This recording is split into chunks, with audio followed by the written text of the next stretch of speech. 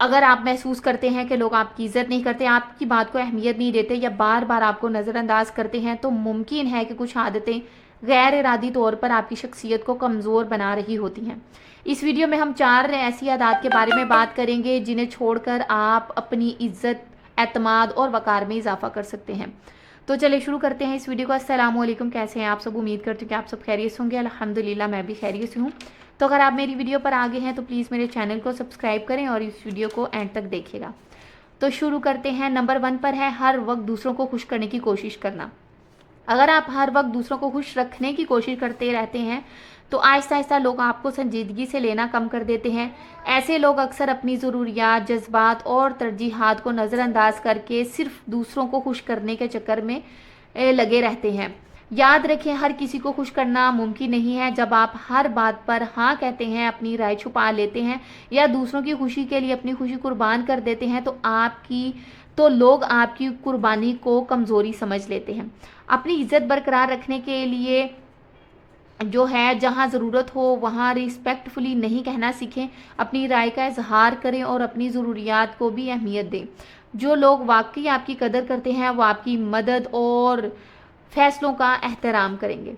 Number 2 पर है ज़रूरत से ज़्यादा माफ़ी मांगना। गलती होने पर माफ़ी मांगना बहुत अच्छी बात है, लेकिन हर छोटी बात पर बार बार माज़रत करना आपकी कॉन्फिडेंस को कमज़ोर ज़ाहिर कर सकता है।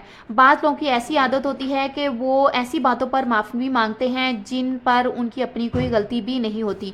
जब आप हर वक्त सॉरी कहते हैं तो दूसरों को ये तासुर मिल सकता है कि आप खुद अपनी कदर और अपनी राय पर यकीन नहीं रखते, इसलिए लोग आपकी अहमियत को कम कर सकते हैं। इसकी बजाय सिर्फ हकीकी गलती पर माफ़ी मांगे। आम हालात में कॉन्फिडेंस के साथ अपनी बात करें और गैर ज़रूरी माजरत के बजाय शुक्रिया अदा करने की आदत को अपनाएं। ये आदत आपकी शख्सियत को ज़्यादा पुरएतमाद और बावकार बनाती है। नंबर 3 पर है अपनी जो वैल्यू है ना उसको दूसरों की राय से जोड़ना छोड़ दें। बहुत से लोग अपनी खुशी, एतमाद और खुद एतमादी को दूसरों की तारीफ़ या तनकीद से वाबस्ता कर लेते हैं। अगर कोई तारीफ़ करे तो खुश हो जाते हैं और अगर कोई तनकीद करे तो खुद को नाकाम समझने लगते हैं। हकीकत यह है कि आपकी कदर, आपकी वैल्यू का यकीन दूसरों की राय नहीं करती। हर शख्स अपनी सोच, तजर्बात और नुक्ता नज़र के मुताबिक राय देता है, जो ज़रूरी नहीं है कि आपकी असल सलाहियतों और शख्सियत की दुरुस्त अक्कासी करे। अपनी तवज्जो अपनी तरक्की और किरदार पर रखें। जब आप खुद अपनी कदर पहचानते हैं तो दूसरों की जो नेगेटिव बातें आपके एतमाद को मुतासिर नहीं कर सकती।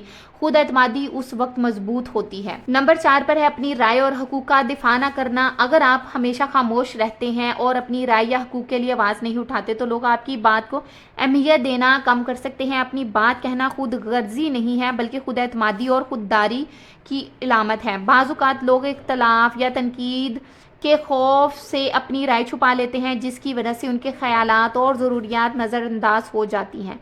जब आप अपने हक़ की बात नहीं करते तो दूसरों को ये तासुर मिल जाता है कि आपके लिए ये मामलात अहम नहीं हैं। अपनी राय और अपनी राय है उसको एतमाद के साथ पेश करें और जहां आपके हकूक़ मुतासिर हो रहे हों वहां मुनासिब अंदाज में अपना मौक़िफ़ बयान करें। जो शख्स अपनी इज़्ज़त, राय और हकूक़ की कदर करता है, लोग भी उसकी कदर और एहतराम ज़्यादा करते हैं।